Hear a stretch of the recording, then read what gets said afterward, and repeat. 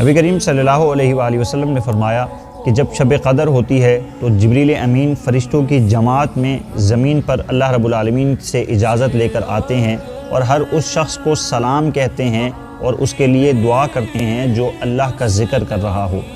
تو کیا وجہ ہے کہ فرشتے انسانوں سے اتنی محبت کرتے ہیں، اور انسان تو اتنے گناہگار ہیں، لیکن فرشتے آ کر جبریل امین آ کر ان کے لیے مغفرت کی دعا کرتے ہیں اور ان کے لیے ان پر سلام کہتے ہیں؟ تو اس کی وجہ کیا ہے؟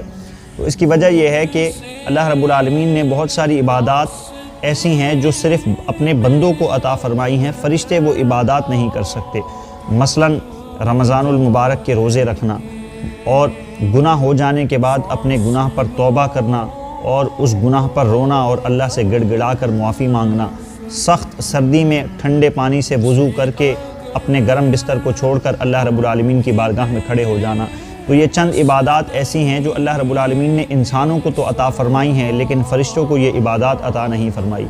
اور دوسری وجہ یہ ہے کہ فرشتے انسان کی نیکیوں کو تو جانتے ہیں، لیکن جب وہ لوح محفوظ پر جا کر دیکھنا چاہتے ہیں انسان کے گناہوں کو، تو اللہ رب العالمین لوح محفوظ پر پردہ ڈال دیتا ہے، اور فرشتے اللہ رب العالمین کی بارگاہ میں تعریف کرتے ہیں کہ اس رب نے اپنے بندوں کی نیکیوں کو تو ظاہر کر دیا، لیکن اپنے بندوں کے گناہوں کو چھپا لیا۔ تو وجہ یہ ہے کہ فرشتے ہماری نیکیوں کو تو جانتے ہیں، ہمارے گناہوں سے لا علم ہیں، اس لیے وہ ہم سے اتنی زیادہ محبت کرتے ہیں کہ جبریل امین آ کر شب قدر میں انسانوں کو، اللہ کے نیک بندوں کو سلام کہہ رہے ہوتے ہیں۔